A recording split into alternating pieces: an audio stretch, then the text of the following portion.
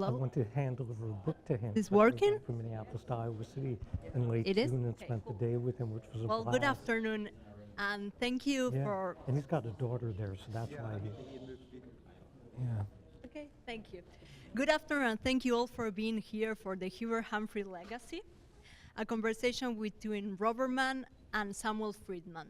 I am Mariana Fontainia, the program coordinator here at the Rayleigh Center for Media and Public Affairs at the Manship School of Mass Communication. Yeah, long title. And before we get started, I want to go over a few housekeeping notes. Oh, now it's working. First, please silence your cell phones. We do encourage reading. Let me get down here so maybe you can. That I don't do. Okay, please silence your cell phones. We do encourage tweeting or X-ing, whatever it's called now, Instagramming, Snapchatting, and other social media engagement. Secondly, we have built in some time at the end of today's conversation for our keynote panelists to answer some audience questions. So please hold those questions until the end of the panel. We'll let you know when that happens. Now, I'd like to introduce Dr. Kimberly Bissell, the Dean of the Manship School of Mass Communication. I'll turn it over to Dean Bissell for the opening remarks.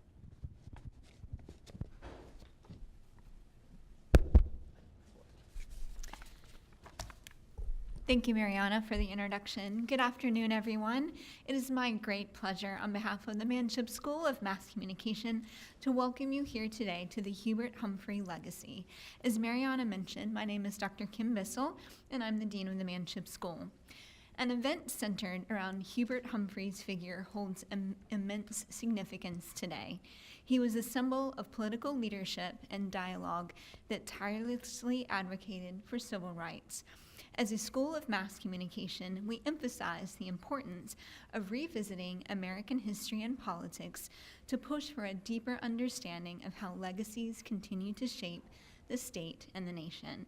I'd now like to turn it over to the director of the Rayleigh Center, Dr. Janae Slocum.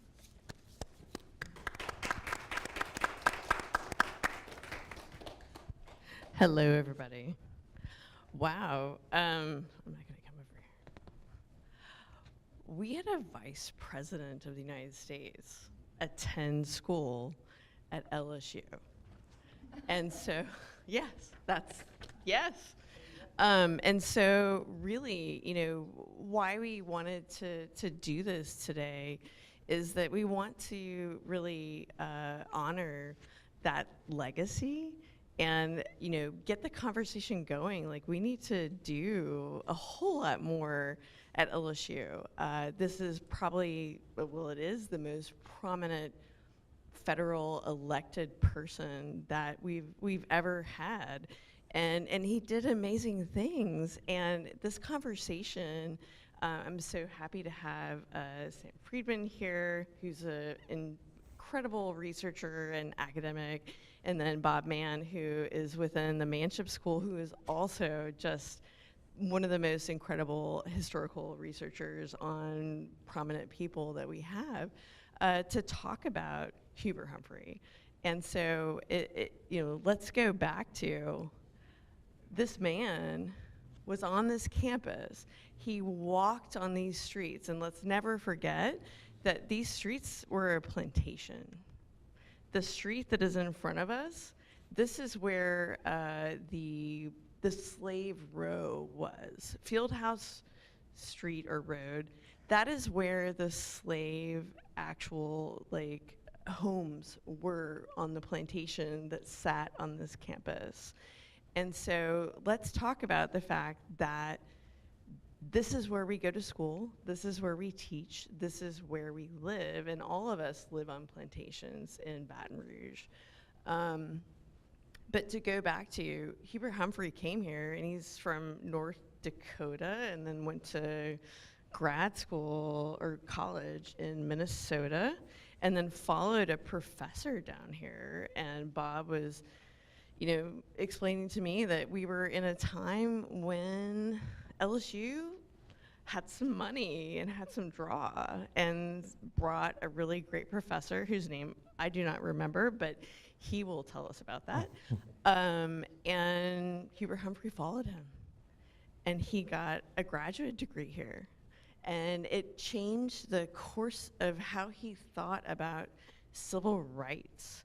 I mean, we have part of our civil rights history in this nation connected to Hubert Humphrey. And so this is why it was so important for us to have this conversation, and a conversation that I think that we should continue. Now, Sam and Bob, I think, precede themselves and can tell us all about themselves, but I want to tell you about Mia Monet. She is a New Orleans native, and you're a graduate student currently, yes, but also working professionally at WBRZ, who are great friends of ours here at the Manship School. And with that, I'm going to turn everything over to her. But can we please applaud the fact that we are talking about Hubert Humphrey and we have these incredible people here? Thank you. Thank you so much. I actually have one Oh, on. you've got it. Well, thank you so much, Janae. Well, honestly, I'm excited about this conversation. I've been looking forward to it since they told me about it and since I've had a chance to start reading some of their amazing books that they've written. So I'm just going to jump right in. Now, for starters, gentlemen, could you just start by telling everyone, for the people, the young people in the audience, I remember when I told a few of my colleagues who are a little bit older than me, a little seasoned, you know, that I would be doing this. They were like, a youngster like you, how do you know anything about Hubert Humphrey? And I was like, well, I didn't know much, but I'm going to learn everything that I can before I moderate this. Now, first question, for those who don't know, who is Hubert Humphrey? Well, for those who know something about him, or if you Googled him, the first thing you'd find out is from the latter part of his political career, particularly when he was Lyndon Johnson's vice president from 1964 to 1968. He ran for president against Richard Nixon in 1968, very narrowly lost. He had another failed attempt to even win the Democratic nomination in 1972, and had a long, very illustrious career in the Senate, both before and after his vice presidential years. I'm going to let Bob, who's written brilliantly about the Senate years, fill in that part. But I'll just say that even people who know something about Hubert Humphrey generally don't know about the earlier part of his political life, which is what my book, Into the Bright Sunshine, is primarily about, which was his role in what I call the proto-civil rights movement of the 1940s, which itself doesn't get nearly enough attention. And in that decade, you know, as always, the leaders of the freedom movement are black people themselves, so people like A. Philip Randolph and Walter White, Mary McLeod Bethune, but probably the two most important Caucasians who surrendered some of their white privilege to be part of that movement were Eleanor Roosevelt and a very young Hubert Humphrey. Yeah, so I'll refer to Humphrey's congressional career to put him in that context. I would argue that and I think it's just tragic that he's not better known beyond LSU, but particularly at LSU, because as Janae said, this is the most the senior federal official that ever graduated from this university. But I would say he is, if you were going to put a list together of the 10 most consequential senators of the 20th century, Humphrey would not probably be just in the top 10, he'd be in the top 5, and maybe in the top 3. Yeah. I think, you know, maybe somebody like Kennedy would be, Edward Kennedy would, you know, maybe give him a run for his money.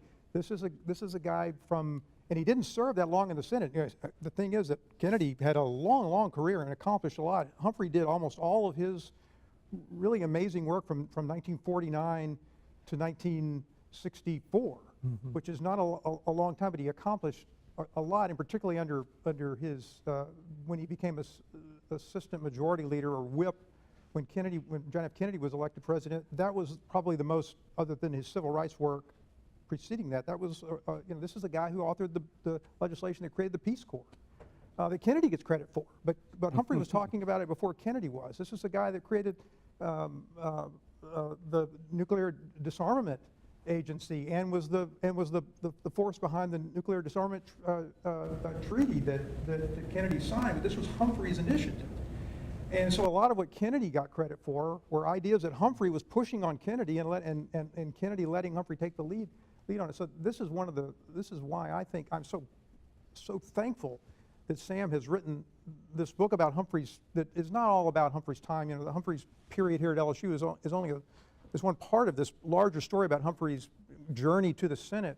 But what Sam has done is just amazing. It's just, I told him before, I think that it really ought to be a contender for the Pulitzer Prize in biography, because he has just done the most amazing, he's an elegant writer, he's an incredible researcher, and I hope we get to talk about some of his method in a little bit, but he has done an amazing job of demonstrating how important LSU and Baton Rouge in Louisiana was to Humphrey's social awareness about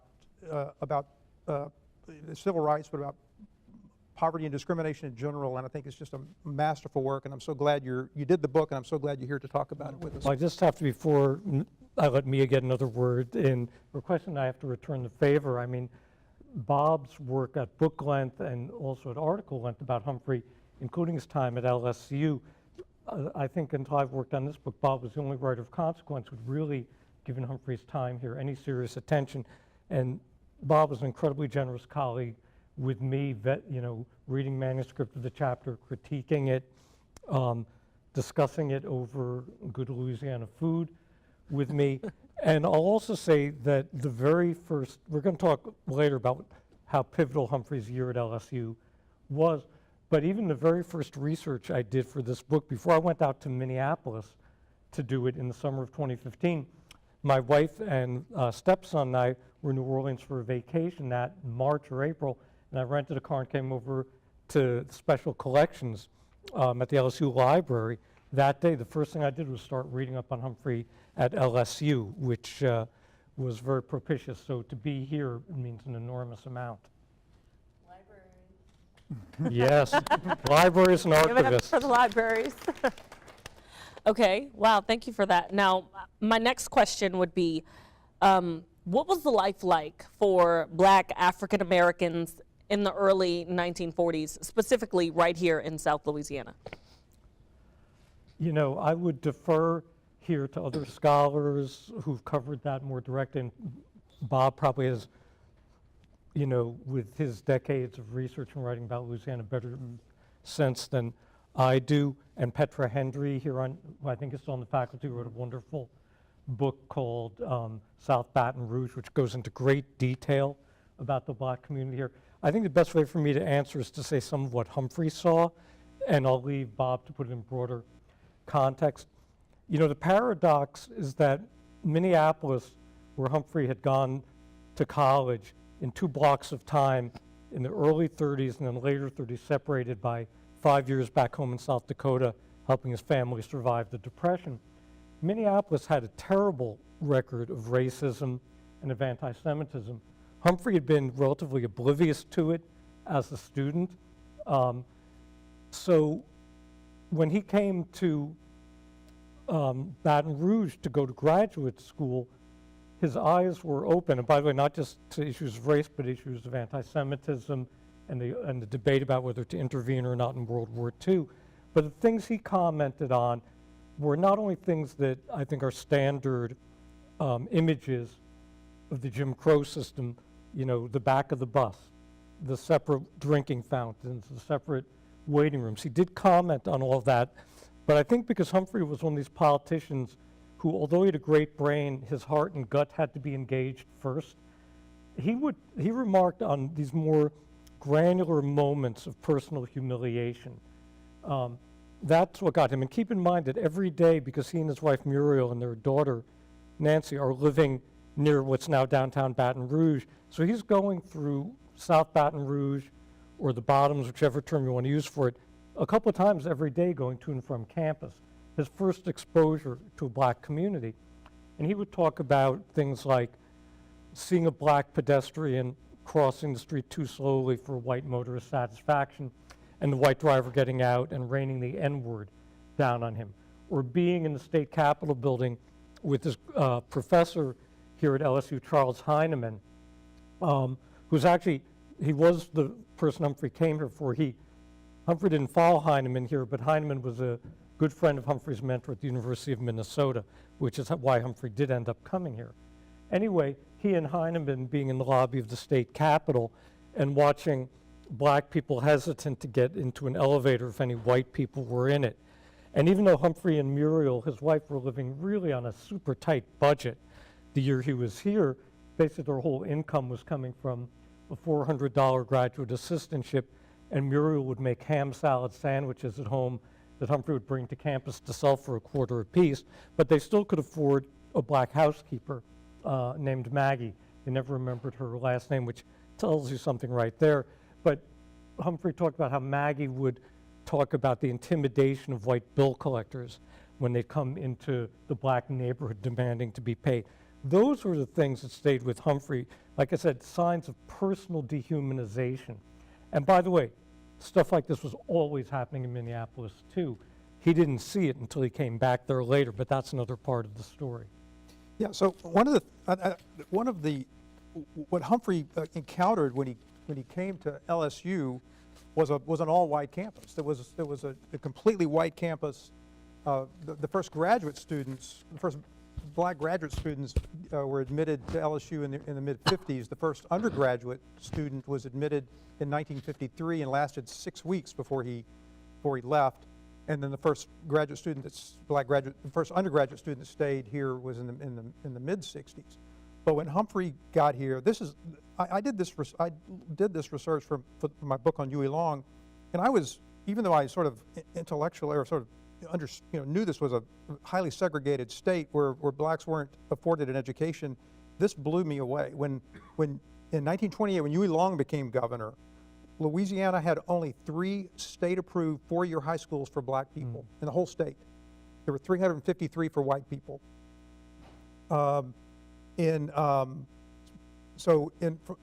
Fast forward 10 years later, after Huey Long, who gets a lot of credit for not being a race-based, this is the environment that Humphrey waded into, one thing I didn't find, and maybe you did he ever comment on just the totally white student body, or was that not even worth commenting on because it was just so unremarkable in a way? Well, I think it was remarkable to him, but when he would talk about, the complete separation of the races, he would see the tremendous economic disparities. Mm-hmm. He would see that was kind of woven in. But, I have to add that, and this gets to something Humphrey dealt with head on as a result of his year at LSU, which was to take on the bigotry and the moral hypocrisy of the North. At the University of Minnesota, they liked to have this in the 30s when Humphrey was there, this outward show of, we have Langston Hughes speak at our big auditorium, Northrop Auditorium. We have Zora Neale Hurston come to campus. But they couldn't stay anywhere on the campus or at any downtown hotel. They rented rooms in a settlement house in the black neighborhood. There was a census that the dean of students at the University of Minnesota kept of every black student. None of them were allowed to live on campus. Most of them boarded with families in the black neighborhood on the north side. So there was a tremendous, racial inequality there, and in a way that's actually very up south, as black folk would say. In Minneapolis, that period and up to the time Humphrey became mayor and started to take on these issues, black employment in Minneapolis consisted of basically 2 things. If you were a black man, you could work in a servile position at a hotel. You could be like a bellhop, you could be a busboy, you could hold the luggage. If you were a black woman, you were domestic for a family, an affluent white family. And of course, there was this very thin veneer of black lawyers, journalists, doctors, social workers. But by and large, the employment pattern there, with the absence of the agricultural element, would not have been all that different from the pattern in Louisiana. No, I think you actually have a really good chapter in your book. I want to say it's chapter 5, where you go in depth and you describe it so well. You describe Hubert Humphrey's ride on his bicycle to work to school every day. He would go through the bottoms. Right. And then you also would talk about how he would come onto campus and see all the white students and then see the black people who were on campus, but they were supposed to be, I think you described it as invisible. Right, right, because you know, I can't remember, Bob, you'll remember who it was, but this wonderful history book you'd recommended to me about partly the physical construction of LSU that talked about all of the labor, you know, all the barely compensated labor that black people were doing to build the buildings, to maintain the grounds, and so on. And so you were sort of present but absent. You're there, but everyone's looking kind of past you. Yep, absolutely. Yep. And I can't, do you remember what book that would have been? That might have been was that the architecture of LSU? It had a lot of the architecture, yeah. some of the construction history. Yep. But anyway. But speaking of now, the next question, you said a few minutes ago something that we did want to talk about. We were upstairs in the room talking about it, how you guys come about research. And Sam, you were telling us a very interesting story that I would love for you to share with the audience about how you were on a search and discovery for some research about Mr. Humphrey. Well, I think one thing that Bob knows very well and practices at a high luster himself is that when you write history or write biography, part of it you're doing is sort of triangulating between a version of someone's life that they themselves tell, the version you find out by reading deeply into the primary source documents, the letters, the diaries, oral histories that were taken at the time, that sort of thing. And then some interviewing of people who are still alive but have firsthand memories. And I think that's the key thing, is that for the Humphrey book, because this story mostly ends in 1948, there were very few living informants. Not the vast majority of the work I did on this book was done in libraries, in archives, including wonderfully here at LSU. But occasionally there'd be a living person, and the story me is recalling, and this goes right to this triangulation. So Hubert Humphrey told and wrote a version of how his family fell into poverty during, not even before the Great Depression, during the 1920s when there was this crisis in falling crop prices in South Dakota where he grew up. And he talks about how they had the nicest house in their little town, which they did, I've seen it, and they lost it, and then they had to move into a much more threadbare house, and ultimately they lost their family drugstore there too. Humphrey places this in 1927, and there's no particular reason to doubt it, because at that time South Dakota was in terrible economic straits. But with the help of a genealogist I was working with, we found this bill of sale for Humphrey's house from 1922. And it's not like I thought he lied about 1927, but this is the fallibility of memory. And his mistake is repeated by everyone else who writes about that part of Humphrey's life. But I thought, you know, if I'm going to contradict these other books, I better be totally bulletproof on this. And I can't tell you how much time I spent obsessing about that one point. But one of the clues I got, so the genealogist had found this bill of sale from 1922, and it has the name of the person who buys the house. And when I'm going through the microfilm of the whole decade of the 1920s, the whole decade of the weekly newspaper in Doland at the South Dakota Historical Society, I find the next clue, which is this farmer named Francis here who bought the house is auctioning off his farm equipment and selling his land just a few months before the 1922 sale date. So that makes sense. He's in his 60s and wants to retire. I still wasn't quite satisfied. I found out he had a living nephew who is now in his 80s who would have been alive then. So I'm making one of my research trips out to South Dakota because part of the other thing, like I'm a guy from New Jersey, like we have our own version of Cancer Alley up there, and that's basically where I grew up, you know, amid the refineries and chemical plants.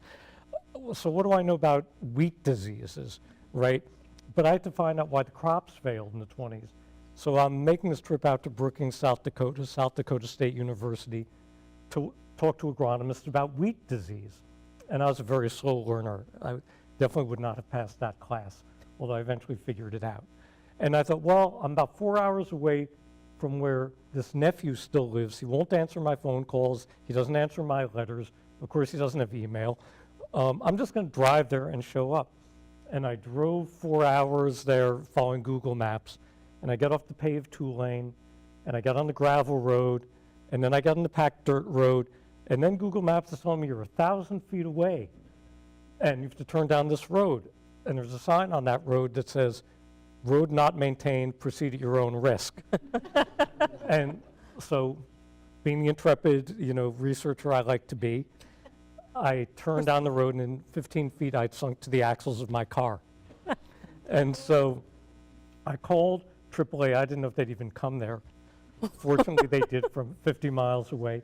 But I also noticed a farm nearby, and if I'm going to go up there and see if I can get any other help, like, maybe he could pull me out with his pickup truck or something. I walk up to that farm, and that's where this nephew lives. And so after I got my car extricated, and I have the photos to prove it, I went up there and did this 15-minute interview with his nephew, who recalled, his uncle telling him about buying the Humphrey family's house and placed it in 1922. And it's like, okay, it's all worth it now. So you do have to be obsessed to do this stuff. Well, see, I'm happy. I wanted him to share that. And thank you so much, Bob, for allowing me to. He was a like, great we story. have to talk about this. Story.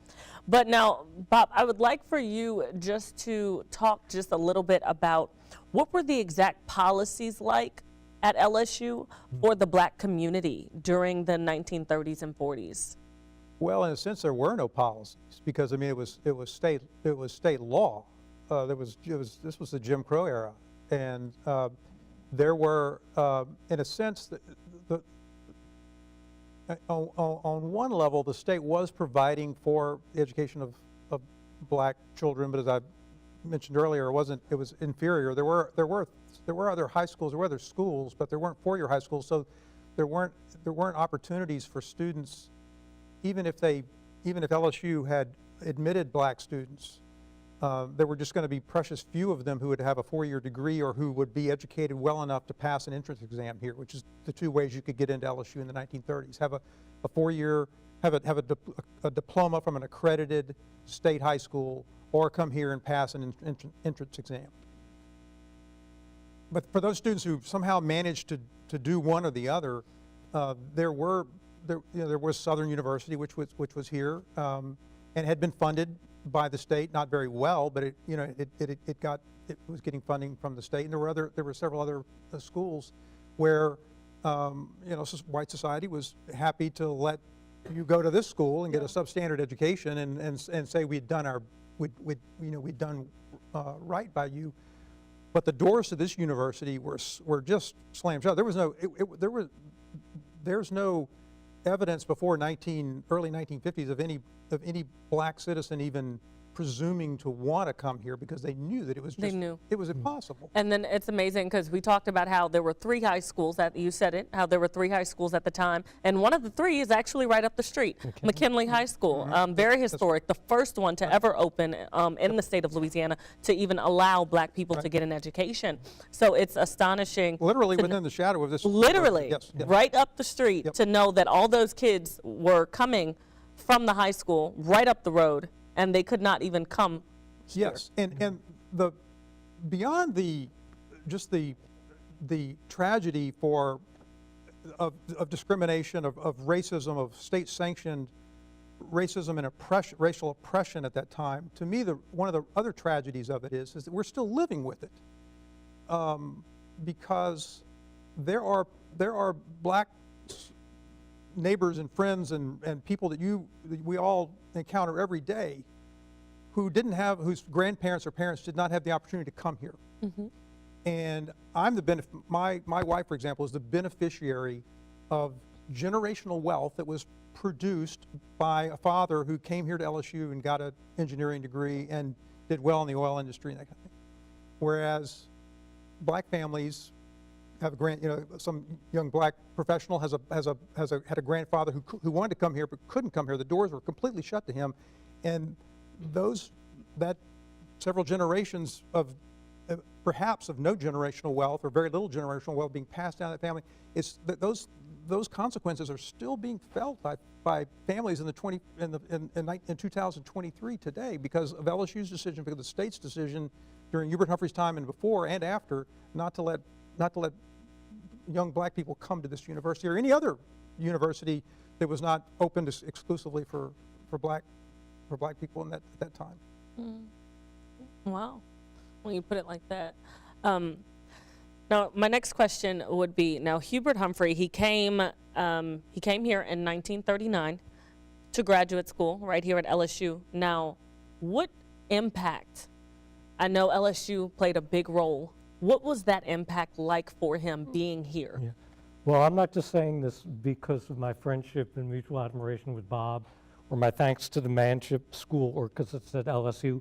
I say this wherever I talk about this book. The single most important year in Hubert Humphrey's life is the year he's at LSU. This is the year that makes him the person we know at his best, his commitment to human rights and civil rights.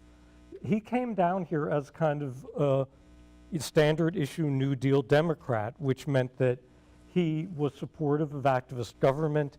He was supportive of programs that would try to close income inequality, all of which are worthy, of course, causes then and now. But he had no particular alertness to issues of racism and racial inequality. He had no particular alertness to the pervasiveness of anti-Semitism in America. And this is the year, this 1 year, is when he is imbued with idealism and passion about correcting those ills. I already talked some about his experiences living in a Jim Crow society for the first time. But what's more surprising, you don't think of a Northerner coming to LSU to meet Jews for the first time particularly, but that was actually Humphrey's experience. And one of his best friends on the debate team was a law student who'd grown up in Alexandria named Alvin Rubin, who later became a federal judge actually appointed by LBJ and Humphrey and handed down some very key desegregation rulings in Louisiana. But Alvin Rubin would talk to Humphrey in their friendship about these 5 uncles of his who were trapped in Lithuania, which at that point was being fought over between the Soviets and the Nazis, and of course was ultimately taken over by the Nazis. All of his uncles were exterminated. And at a time when America was very isolationist, and there was a lot of argument that it's only the British and the Jews and the bankers who want America to get involved in, quote, Europe's war anyway, Humphrey was understanding something about the Jewish experience here and there. And the other really stunning thing is Humphrey studies here for a year with this remarkable man named Rudolph Eberle. I don't know if anyone here knows his name. There ought to be a building named for him on this campus as well as one for Humphrey. So Rudolph Eberle was a sociologist who had been so alarmed in Germany, so alarmed by the rise of the Nazis in the early 30s, he started doing field work to answer the question, how does an enlightened, cultured, civilized country in 3 or 4 years embrace dictatorship? How is that possible? So he was doing that research, which already put him on the wrong side of the Nazi government. And then, like all people in public life in Germany and some in private life, he had to give basically his genealogy, which revealed he had 1 Jewish great-grandparent. And to the Nazis, even though the Eberle family had been Christian for generations, if you're 1/8 Jewish, you're a Jew. So for both of those reasons, Eberle is stripped of his job, his money is seized, at least he's kicked out of the country instead of being sent to a concentration camp, but he ends up with his family on the docks of Baltimore, and I think 1938, wondering, where am I going to work, what am I going to do? And LSU, to its great credit, brings him on initially as an instructor, ultimately a professor. So Humphrey studies the whole year with Eberle, and Eberle does 3 things in his class. First, he talks about his research in the rise of the Nazis. He talks about the way the Nazis picked off the most vulnerable group and then went after the next one and the next one. He talks about the complacency of establishment conservatives who thought they could use the Nazis as kind of vigilantes but ultimately control them. Well, that didn't happen, of course. And by the way, and Eberle's work is published in English for the first time by LSU Press, to its great credit. So that's one thing. Then Eberle talks about his own family's experience. And then Eberle says explicitly, the plight of the Jews in Germany is the plight of blacks in the Jim Crow South. And he says to his 12 people in the seminar, something Humphrey will remember decades later when he's writing to Eberle on the occasion of Eberle's 80th birthday, which is, if we were in Nazi Germany, only 2 of you would stand up to Hitler. And I think Humphrey takes all this as a mission statement. This is why this year is so transformative. So when he goes back north, because LSU doesn't offer a doctorate in the Department of Government at this time, he doesn't go back feeling superior, like, oh, I'm glad I'm leaving, the benighted South and going to the enlightened North. No, he goes north and he sees the bigotry of Minneapolis clearly for the first time, and he takes it on for the first time. And so he saw these issues in their totality. He didn't see it as regional issues. He saw racism and anti-Semitism as national issues, and that's completely the outgrowth of his year at LSU. And by the way, if you want to do some fun, even if it's as a hobby of research, in special collections, they have Eberle's papers. His wife, Francisca, who later became active in civil rights in Baton Rouge, wrote this amazing body of letters to her sister, some in English, some were in German. I got them translated and donated the translations back here. But if you want to get the feeling of their experience vividly told, look at those papers. Yeah, I want to talk about another aspect of of Humphrey's time here and how it enabled him to be a more effective senator when he got to the Senate in late 1948 and really in 1949. So when he was here on the campus, as Sam writes about in his book and others have mentioned as well, he struck up a friendship with Russell Long, Huey Long's elder son, who was in law school at the time. And Long recruited Humphrey to join the LSU debate team, and they debated and won a debate over whether the United States should get involved in the war on behalf of Great Britain. And Humphrey, in fact, argued, as I recall, he argued the negative to that, and they won the debate. Right. But they became friends. Well, fast forward 10 years later, they're both sworn into the U.S. Senate on the same day. Mm. And Humphrey is, because of, just say Humphrey had a really rough first year in the Senate. He talked too much. He gave a lot of speeches. He didn't do what a freshman senator was expected to do in those days. He took on Harry Byrd, who was one of the Southern giants. Tried to abolish Harry Byrd's committee while Harry Byrd was out of town visiting his sick mother, which is the worst thing he did. And so he had a miserable time. He said he drove home at night and cried.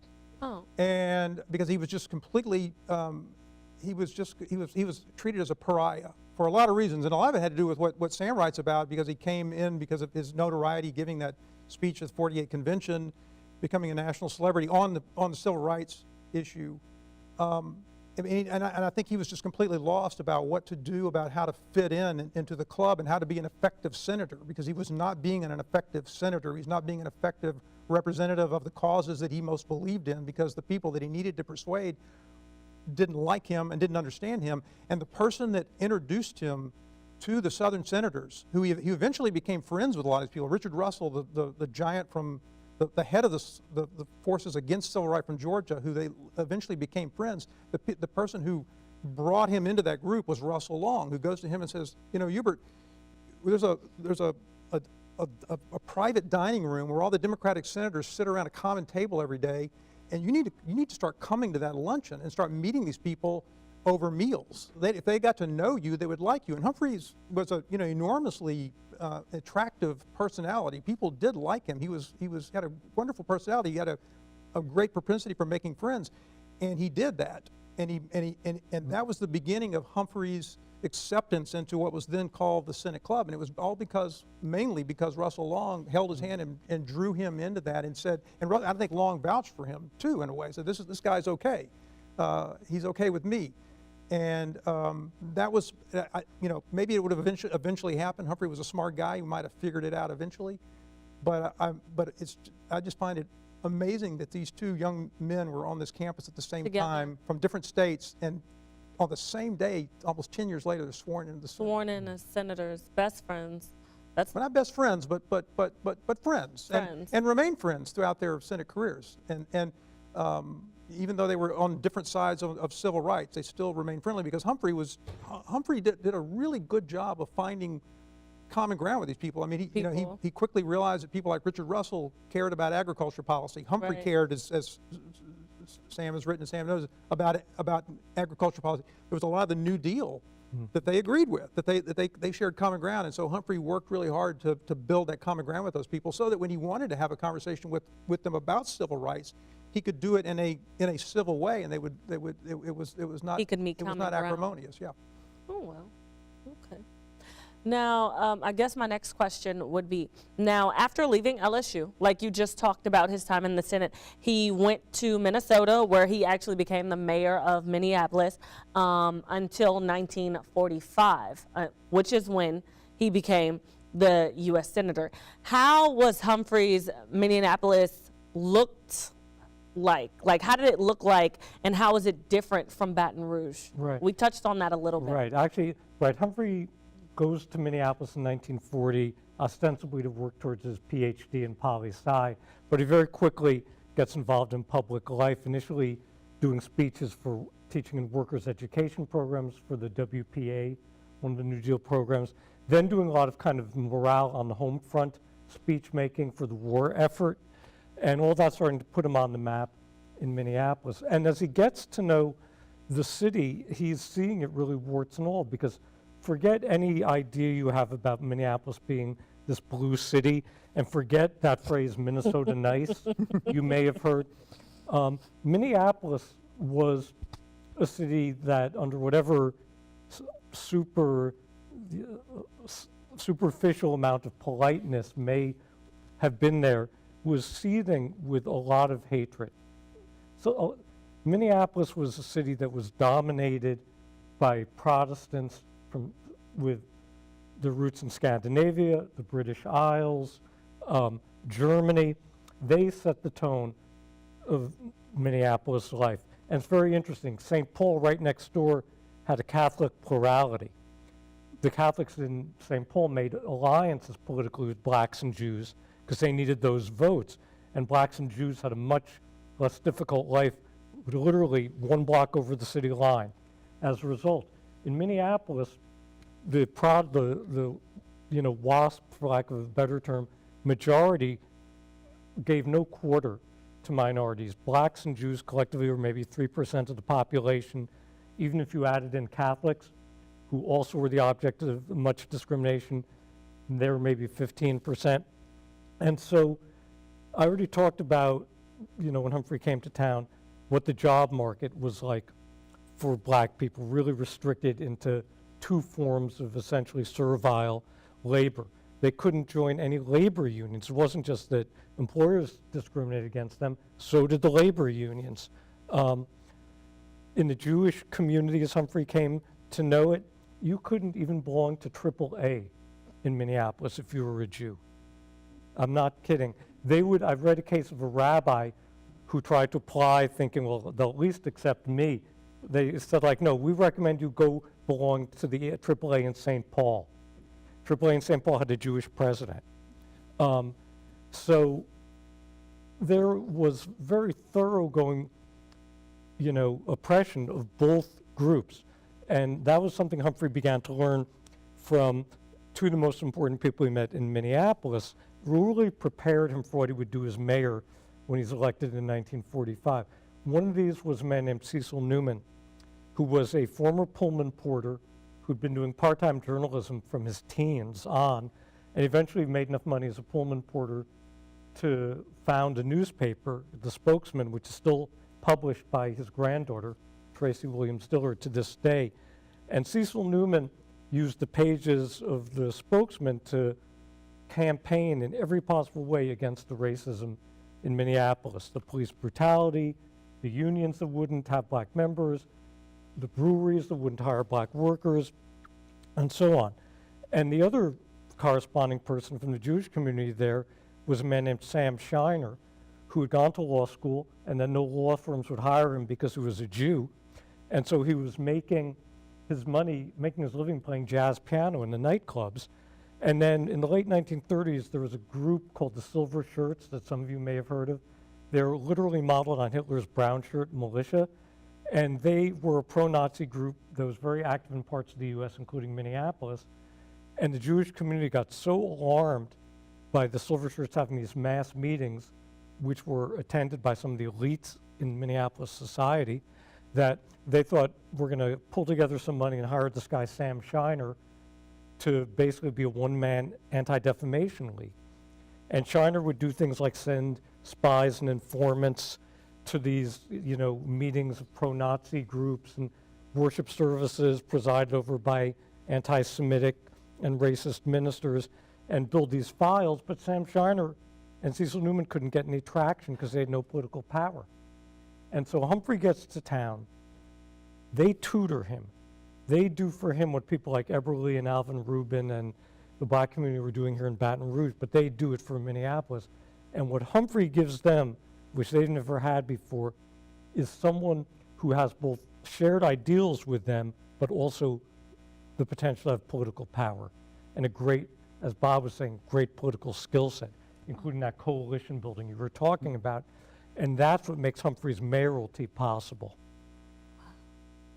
Wow. That's an amazing take on that. Now, for you, Bob, I do have a question. In your book, there is a chapter where you go in depth and you talk all about President Kennedy and his assassination. Why was that such an important piece to add to your book, especially when you break down Humphrey's breakdown when he learned of what happened? Yeah. Well, because it elevated Humphrey. I mean, it made it possible for Humphrey to be vice president because, it was going to be presumably another, Kennedy was running for re-election. Johnson was, there may have been some effort, maybe some talk about kicking him off the ticket, but he was going to stay on the ticket. And it was going to be another 4 years before Humphrey would have the opportunity to run for president again, as he had done in 1960. And it elevated Humphrey, it suddenly made Humphrey the presumptive vice president. Humphrey was almost immediately the favorite for, Johnson, the last year and a half of that term of Kennedy's that Johnson filled out, there was no vice president. There wasn't a provision in the Constitution to appoint someone like we have now. But Johnson had to choose, everybody knew that Johnson was going to run and that he was going to choose a vice president. Humphrey immediately became the leading contender for that among the liberal organizations, organized labor, even a lot of business leaders who liked and appreciated Humphrey. It's amazing. When I was reading your book, it's amazing to see the ripple effect. And I just wanted to touch on that, like the ripple effect of how such historic events all lead back to LSU, in a sense, because President Kennedy was assassinated, which led to Lyndon Johnson becoming the president, and then Hubert Humphrey ultimately becoming the vice president. And it's amazing to know that he was a graduate of LSU. I'm sorry, it was an astonishing revelation for me. Well, and the other aspect that I should have mentioned is that it also enables, so the civil rights was kind of, I wouldn't say dead in the water, but civil rights was drifting in the water. And then in in 64. 63. Yep. And Johnson revives it. Yes. And because Johnson knows how to revive it in a way that I don't think Kennedy did, and Johnson tried to tell Kennedy what to do, and Kennedy's people wouldn't listen to him. So Johnson suddenly, he's in charge, and Humphrey, this is where Humphrey really shines, because Humphrey becomes, this is sort of Humphrey's as the Democratic whip. He becomes the floor manager for the civil rights bill in the Senate, and it becomes really his audition for vice president. Yeah. And Humphrey really shines. I mean, Humphrey's ability to, as Sam mentioned, coalition build really comes to the, I mean, everything that Humphrey had learned all those years really comes to fruition there, where he manages this bill in a masterful way. Yeah, I'll just add a couple of things to what Bob said, all of which I completely amen. One thing is that, to just jump ahead a little bit, Lyndon Johnson, amazingly for some of the Kennedy faction of the party, was still not totally trusted on civil rights, even after putting all of his political efforts, far more than JFK ever would have done. Bob's totally right about that. Even after using all his might to get the Civil Rights Act of '64 through, he still thinks people don't take him seriously. They think he's this, Southern bumpkin. So tapping Humphrey as a running mate was a sign I'm dead serious about civil rights. Yep. But in terms of passing the bill, a wonderful part of that Bob has in his book, and that also Robert Caro has, is that they needed the help of the certain Republican senators, and Everett Dirksen of Illinois, this famously loudmouthed, self-important senator from Illinois, was the House minority leader, or the Senate minority leader. And Johnson, knowing everyone's vulnerable spots as to Humphrey, let Dirksen take the credit for everything. Your job, Hubert, or one of your jobs, is jolly him up and let him take credit even for the things he didn't do. And Humphrey executes this to a T. But the other thing that's very moving is when I was doing my many years of research at the State Historical Society in Minnesota, where Humphrey's papers are archived, almost all of my work was 1948 and earlier, but I did look at some of his files from the Senate and vice presidential years, and in one of those senatorial files, I found this long strip of newsprint, and it's stenciled with the name of every senator, and next to each senator's name is a box. One you can check yay or nay on the box. Now, what this was, and again, Bob's brilliant book, Walls of Jericho, which is now republished as When Freedom Found Triumph, and you should buy both of them. But he talks about is that the problem with these civil rights bills wasn't to get 51 votes in the Senate. The problem was the filibuster, and you needed 2/3 of the Senate, so you need 67 votes to achieve what was called cloture, which means the filibuster has to end. We're voting to shut you all up. Now, and that was always the challenge, because Southern segregationists and conservative Republicans would ally to, stop the cloture votes. So this sheet of paper is Humphrey's hand-marked tally of the vote on cloture for the 1964 Civil Rights Act. It gave me chills to hold it, and it meant so much to him to have it that he stashed it away in his collected papers for all these years. If I may, can I change the subject just a little bit? Yes. So, one of the things I was remembering last night as I was looking over your book again, you talk about how at one point when Humphrey is, where Humphrey's neglecting his family, and his sister Frances reprimands him for this, and he really was neglecting his family. He admitted it to her and to others. Right before that vote, his son Robert is diagnosed with cancer, and there's going to be surgery, and Humphrey has to decide whether he's going to stay in Washington and finish the civil rights bill, or rush home to Minnesota and be with his young son who's having cancer surgery. And Humphrey decides to stay in Washington. Yeah. And when I read that, it made me think that this guy was, that quality of just total absorption in his job, total commitment to his job at the expense of his family. I just wonder if you had thoughts about that part of his personality and his character. It's such a yin and yang. I mean, because one part of Humphrey is very ahead of his time in his relations with women. In many ways, his marriage to Muriel, who's politically super sharp herself, is a companionate marriage. She was a key advisor of his all along. His sister Frances is chronologically younger, but really influentially like his older sister. She got into civil rights before he did. She had put herself through GWU in Washington in the middle of the Depression, got out with a degree in social work, and got discovered by Eleanor Roosevelt and helped Eleanor Roosevelt desegregate one of the big hotels in Washington. So she's really the first example of civil rights work that Humphrey gets.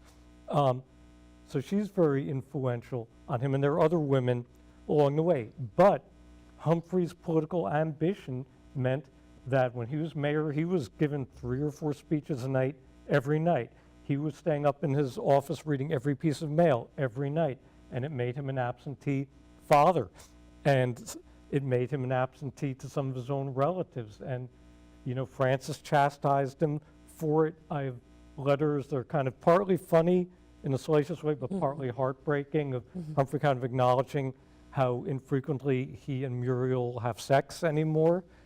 So he, paid a price, and it's kind of withering that choice you talk about, do I stay here and see my life's work enacted, or do I go with my son whose life is in peril? And each one is a good choice and a bad choice at the same time, but it does tell you something about him. And I think he's just Humphrey was very fortunate that, that Muriel was such a hands-on mother who also defied kind of the gender typing of that time.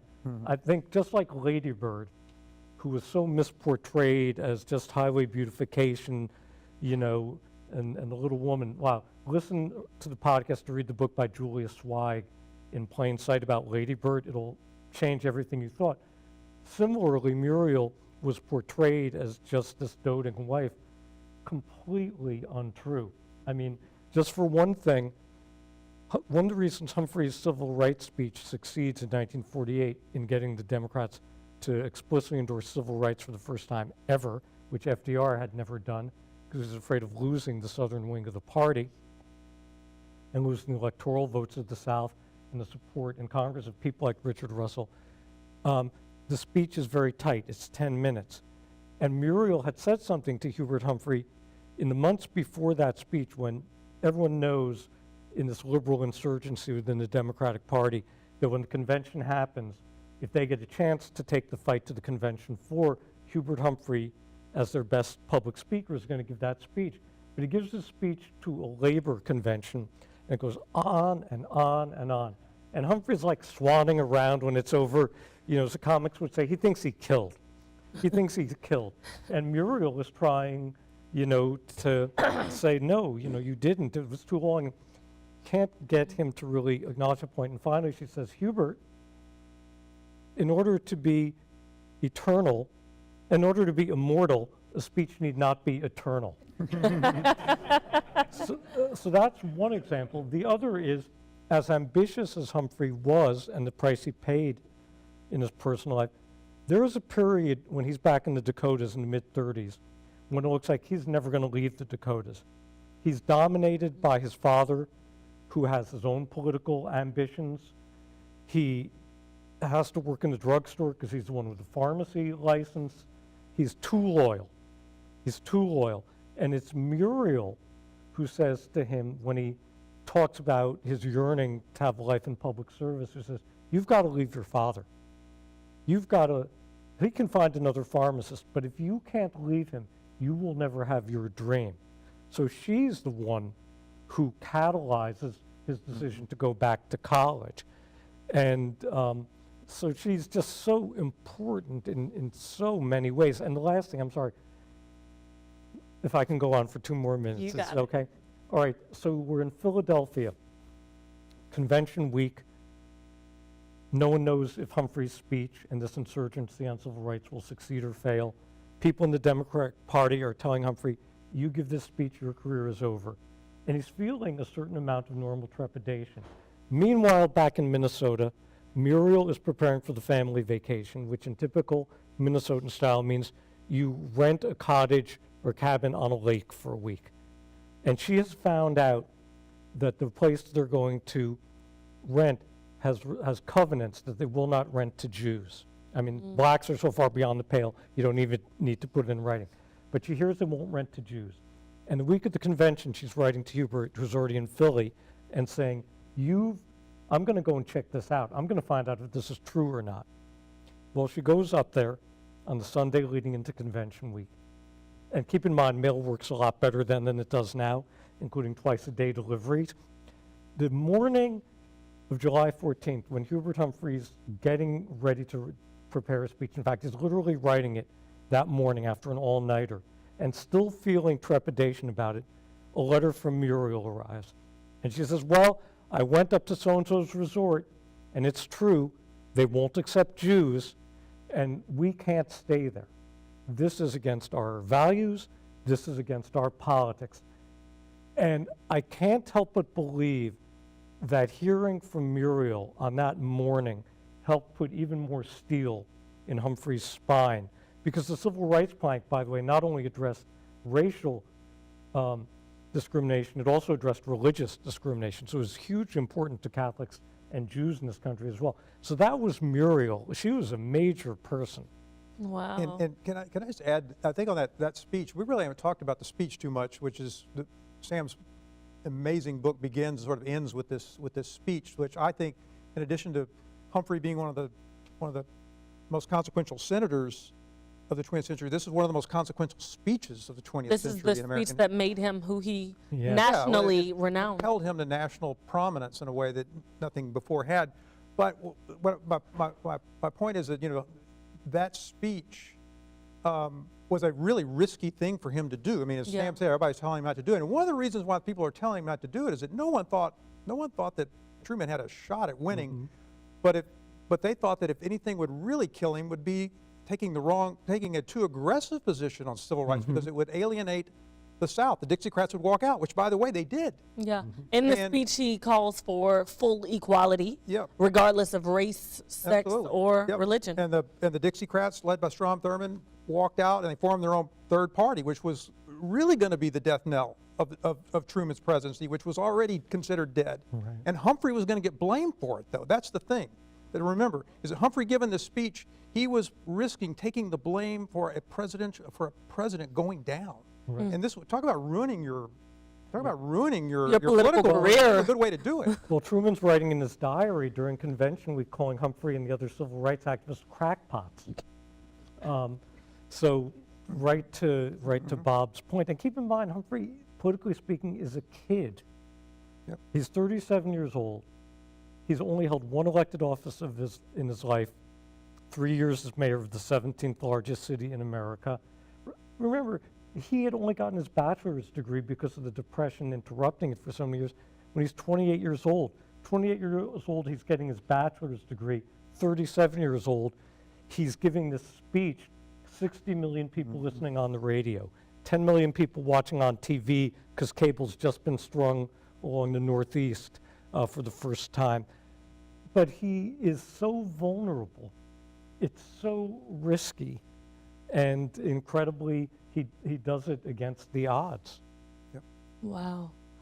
Now, knowing all of this knowledge, I really would love to know from both of you, what led the both of you to do all of your research, to write your books, and to do all of this discovering of Hubert Humphrey's life? Well, for me, it was that I had worked in the Senate. You know, I'd worked around some of these people. I was working on my first job in the Senate was working for Russell Long. Next door was Strom Thurmond. Down from him was John Stennis. I saw these guys every day, and it just began to intrigue me who they were and because they were old men, just doddering old men in those days. I mean, Thurmond was wandering around aimlessly, not knowing where he was, and Stennis was in a wheelchair, but they were still, in their own way, still, giants. And by the way, I thought Thurmond had one foot in the grave. He lived another 20 years. Right. But it just really interested me. Like, who were these people, and what were these fights about, and what did they do, and what did it mean to my state? And then, then I discovered that this guy Humphrey had gone to LSU, had this history in Louisiana.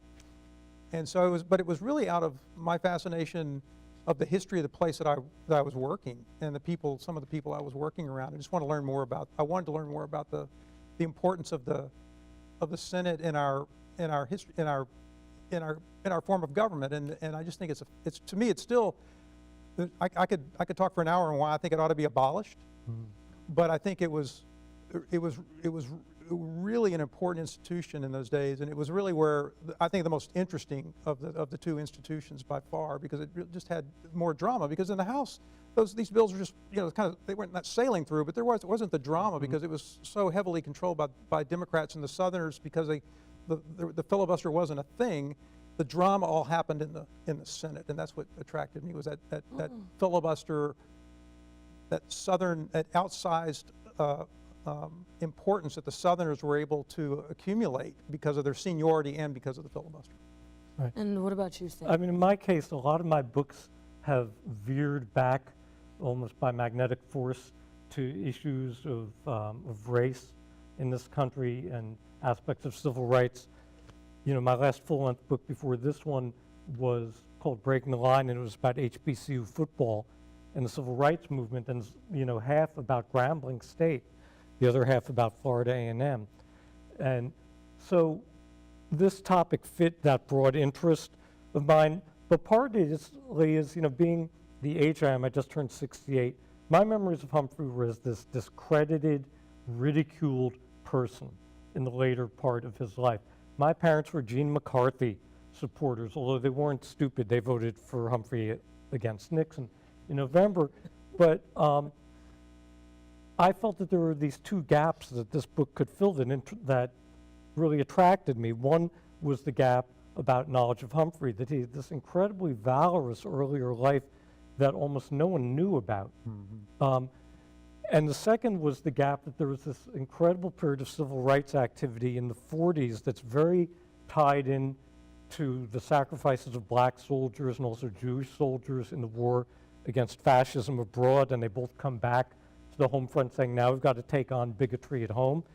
And I felt that there were so many amazing books about the civil rights movement that start in the 50s with Brown versus Board of Ed and the Montgomery bus boycott, totally valid starting point. And books like Bob's about the incredible legislative achievements in the 60s. But I thought, wow, there's all this stuff about the movement in the 40s that's relatively undercovered. And so I wanted to try to fill the biographical gap on Humphrey and the historical gap on the freedom movement of the 40s. Wow. Could we give it up for both of them, please? Thank you both so much. I've really enjoyed this conversation. Now I would like to open up the floor to the audience for a few questions that any of you may have. Your hand is already up. I don't need this, I'm a loudmouth. Sam, in the late 1930s, my dad, John C. Inglesman, was a resident of Michigan and received a fellowship to LSU in the history department. And he came down and he became a history instructor, and he told us that he instructed both Hubert Humphrey and Russell Long. Being buddies, they may have been in the same class. That could very well have been. You know what? It's not surprising you talk about your father being a Michigander who comes down here. I'm sorry, am I cutting off the question you're building to, or can I? Go ahead. Okay, just to say, this is part of Bob's wonderful new book about Huey Long and LSU. Long really built up the academic reputation of LSU, and when he brought in people like Charles Heinemann, the chair of government, that was a magnet for all these super talented students from around the country to come to grad school at LSU. This will amuse you. The title of his master's thesis was The Freedmen's Bureau in Louisiana. I can't claim that my people were part of that. Any other questions?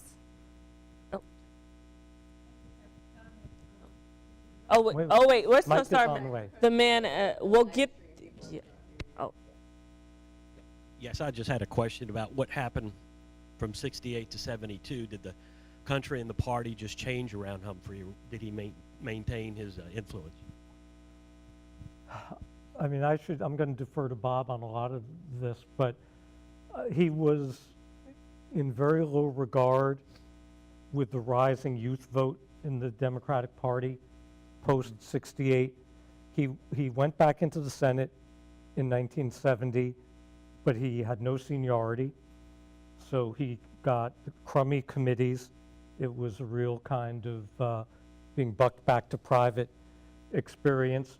And the party had split so much, and that became so clear in 72 when he's running against McGovern. And Humphrey now was seen as part of the establishment wing, the pro-Vietnam wing. Organized labor was now seen as a more establishment part of the Democratic coalition versus kind of the rising, youth vote. And so that left him with a lot less juice within the party. Even though he tried to accomplish things in the Senate, kind of his dying effort was a bill called the Humphrey Hawkins bill, which was this attempt to basically have full employment to carry on the New Deal programs all these decades later. And it got watered down to where it was basically meaningless. Yeah, so I think that, you know, Vietnam was just a killer for Humphrey's reputation. It, you know, it certainly destroyed Johnson's presidency, and Humphrey was collateral damage of that, because part of the deal that Humphrey made was that just total fealty to Johnson.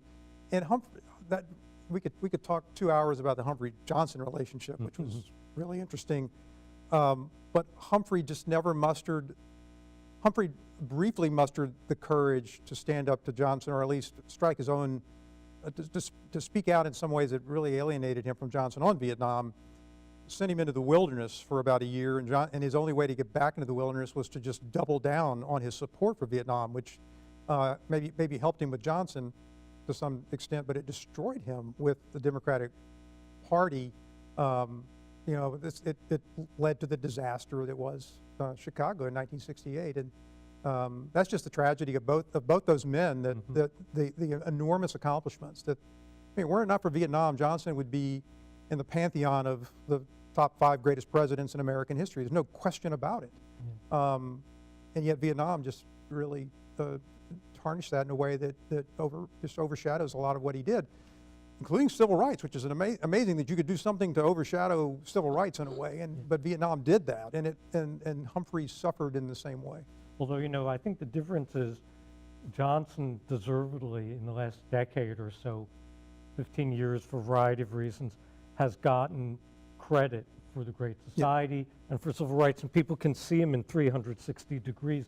And I kept wondering, I was doing my book, like, why doesn't Humphrey get the 360-degree treatment too? I mean, and he was on civil rights, you know, 15 years before LBJ was. Wow. And let me also just say, we have, Janae alluded to it, but I think it just ought to be said emphatically that it is a disgrace that this university does almost nothing to recognize Humphrey. I mean, there's a Wayne Parent can tell you, there's a lecture series.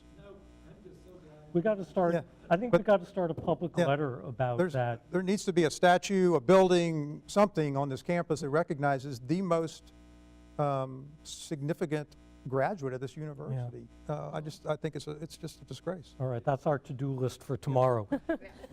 Ma'am? I was wondering if you came across the commencement address he gave at LSU in 1969. I probably did, but I don't recall what he. I vaguely recall what he said. But enlighten us, Laura. What in did that commencement class Oh, and wow. heard him present. It was quite a thrill for us at the time, and it was done in the Cow Palace, we called it, which is now Parker Coliseum, on a dirt floor. Mm. So anyway, I just wondered Wow. if you'd gotten to read it. By the way, Laura's husband Wendell worked for Russell Long, so another Russell Long wow. alumnus here.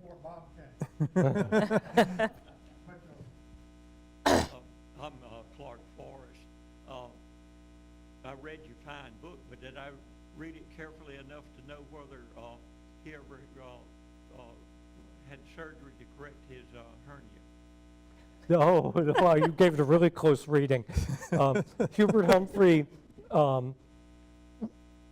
wanted very badly to serve in World War II and kept on getting deferred, partly because he had ultimately 3 kids during the war years, but partly because he had this double hernia. And by the way, you know, the Kennedys being the Kennedys, when JFK was running against Humphrey in 1960, tried to smear him as a draft dodger in World War II on that basis. But I don't know if Hubert Humphrey ultimately got surgery for his double hernia. I have to assume he probably did. You know, I'd hate to think that he went from like 1943 and 1944 through the rest of his life With the double. with a double hernia.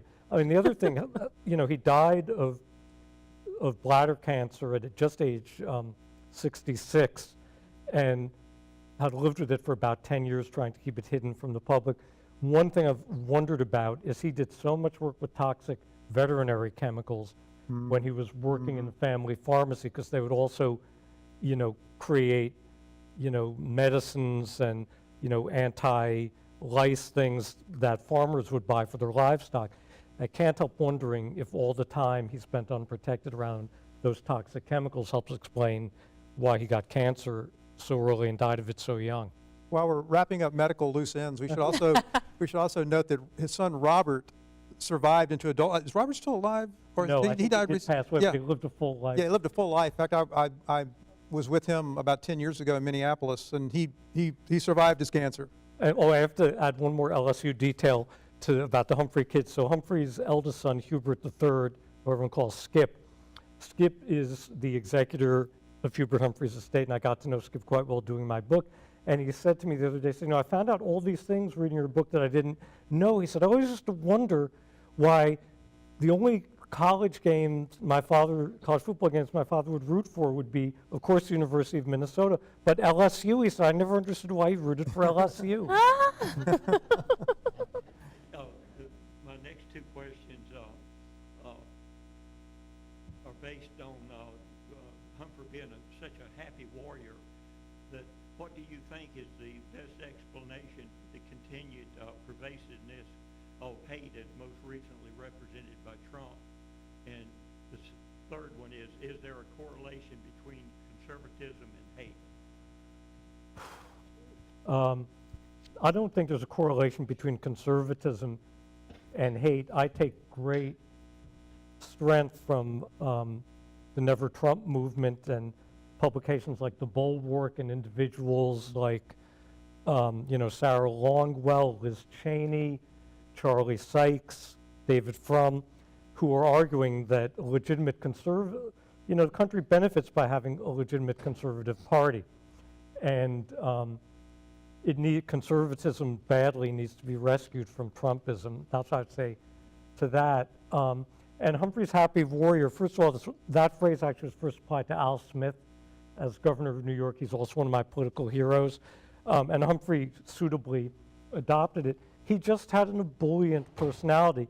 It's what he often got ridiculed for later on when that kind of effusiveness sort of went out of style. But one thing I really feel is that you can't fake the people part of politics. You can't fake loving retail politics.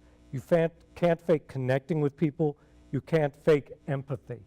And those were all the things that Humphrey had in him, and they're part of the skill set of other really effective politicians. Yeah, I agree. And, Clark, I think it's a really good question, and it gives me an opportunity to say that I was a 10-year-old kid in Beaumont, Texas, with parents who voted for George Wallace in 1968.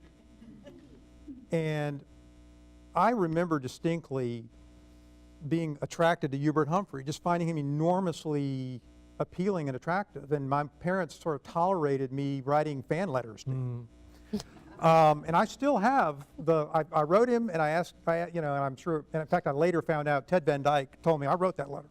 But he sent me this little booklet that had like this biography of his life, a signed photograph and a letter. And I still have it. It's three of my most treasured possessions. And I've thought about it a lot. Like, what was it about this liberal lion from Minnesota, who I didn't know anything about his LSU connections in 1968. I just found him enormously appealing and attractive, and I think that personality that you're talking to somehow even communicated to a 10-year-old son of George Wallace supporters in Beaumont, Texas. Well, he would respond to everything. I mean, at the most serious end, when he was mayor of Minneapolis and World War II came to an end, survivors of the Holocaust, in displaced persons camps would send these letters that would be like, Mayor, Minneapolis, USA. They had no idea who Humphrey was. And a typical letter would say, I'm so-and-so, and I have just survived, Auschwitz, and I'm now in such and such a displaced persons camp. And I'm told that I have a second cousin named Moshe so-and-so in Minneapolis. Can you help me find him? Because people wanted to be sponsored for immigration so they could get out of the DP camps. Humphrey would put these on priority for his staff. And not in all cases, but as many, his staff would find that relative. At the humorous end, when Humphrey was like vice president and senator, he'd get these letters like, hi, I'm Johnny so-and-so from blah, blah, blah middle school in Montevideo. That's the way they pronounce it in Minnesota, Morania. Montevideo, Minnesota. And our 8th grade project is to have a pen pal. Would you be my pen pal? And Humphrey would, with everything else on his plate, would write back to the pen pal. you know, that's just, you have that or you don't. Wow.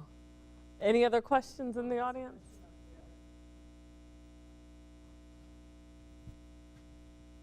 Hi, Sam. So, as somebody who, Could you speak up just a little bit more? yes, as somebody who doesn't have much background knowledge on Humphrey, one thing that was a little unclear to me. So, you went into great detail about the racial prejudices that were common in Minneapolis at the time and the barriers to Black and Jewish people in that community. So, I guess I'm just curious as how exactly was Humphrey able to get elected as mayor in this city with having such an outspoken stance on civil rights? It's a great question. I think he had the right message at the right time because he's running for mayor in May and June of 1945. The European war has just ended. People are seeing newsreels of the death camps, reading articles about them. GIs are coming back to their families in Minneapolis, or they're living in Quonset huts by the University of Minnesota with their wives and going to school on the GI Bill. And there was a sense by a lot of them, what did we fight for? What do we do at home? There's also a fascinating moment in American pop culture and journalism in the mid-40s that I write about, when you have Frank Sinatra making a short film and singing a song, both titled The House That I Live In, that has the lyric, all races and religions, that's America to me. That was a radical redefinition of what it meant to be an American. From being an American is to be a white Protestant. And everyone else is here at the white Protestant sufferance. And there were books of investigative reporting and sociology that were kind of lifting the underbelly of America's own prejudices. And I think all of that together creates a moment in time when people were ready for Humphrey's message. And the other part is he was just a great, you know, campaigner. He was indefatigable. He was running against an incumbent who was complacent, who thought, who's this pipsqueak? You know, I'm not going to, you know, bother myself to go out and campaign hard just because this guy is giving 5 speeches a day. And I think if there's one pivotal moment also that speaks to Minneapolis, is that in spite of the revelations of the Holocaust at that time, that spring there were a wave of gang attacks by, again, you know, WASP kids, teenagers, young adults, on Jewish teenagers and children in Minneapolis. They're being pushed through plate glass windows. They're being robbed at knife point. They're being beaten up. They're getting subjected to Heil Hitler salutes. They're getting their cars forced off the road. And the Jewish community has this mass meeting, 2,000 people in a middle school. And one of the rabbis in town says, is this what our boys have been dying for this to happen at home? And the mayor and the police are like, oh, it's just teenage hooligans, you know, pay no attention. And Humphrey is the one who says, Minneapolis has been warned by insiders and outsiders for decades that it has a problem with bigotry. And it was predictable it would become violent, and now it has. And he releases his own program to combat racism and anti-Semitism at that point. And I think that message also at that time, you know, people in that way too were like, awakened, we do have a problem. And I think all that kind of gathered up together gives the critical mass he needs. But I'll just say one last thing, which is that even though he's elected with a big majority and reelected with an even bigger one, there's still a lot of opposition to what he does, and he's nearly assassinated in 1947 by a white supremacist neo-Nazi because he objects to Humphrey's civil rights legislative program in Minneapolis. So he almost pays with his life for his ideals. Now, with that being said, we don't have any more time for audience questions, I am sorry, but I have one last question for the both of you. What do you think, what do you believe Humphrey's legacy, lasting legacy is? I think civil rights. I mean, I think it's civil rights. It would have happened without him eventually. Maybe not in '64. I don't know. But I think his long. I mean, the consistent thread through his life is his commitment to civil rights and human rights, which I think he would have broadened it to say human rights. I know he would have. That's how he described it, not civil rights, but human rights. So I think that that's the hallmark of his career, his life. Absolutely, human rights, but also I think, to use some of present-day language that wasn't around Humphrey's days, he is the quintessence of what we would call an ally now. He was someone who never saw himself doing for blacks or doing for Jews. He saw him as their partner. He saw himself as someone who learned from them and then put his great ideals and political skills to use on behalf of those causes. And I think in these days when we think of what does it mean to be an ally, what does it mean to be a partner, in a fight like the same one we're having now, the fight of inclusive democracy against autocracy, he shows what allyship is all about. It's very well put. Well, thank you both so much. Good job, Sam. This has been a very insightful conversation. I'm going to turn things back over to you, Dr. Tenney. Thank you. Is this? I'm not sure they're on. I don't think it's. I don't think it's on. It's so, one, two. Hello? Yeah, it's not on. Mia, thank you so much for moderating and Yes, give it up for Mia. read both books and came up with these great questions, and we appreciate you. So My thank you pleasure. for being here. Sam, we love hearing about your research and everything about Humphrey, and Bob, of course. And can I just add, if you haven't had enough of Sam, which I know you haven't, you can, tomorrow night at the Old State Capitol at 6, he'll be speaking, and he'll have the stage all to himself. And so if you're interested in hearing more about the book and his research, come tomorrow night to the Old State Capitol. Yeah. Our intention here today was to talk more about. It is the archives. Oh, it is the archives, I'm Yeah, sorry. they changed it Oh, they because of the changed it. Jambalaya Festival. Oh, So sorry. it's at the Oh, archives. I'm glad you There's said at the that. State Archives Okay. at 6. Thank you for Glad you corrected that. noting that. Thank you. So I just want to mention, the Riley Center. This is what we do. We talk about important issues that are at the intersection of media and public affairs. We talk about things that aren't necessarily talked about. And Hubert definitely falls into that category at LSU.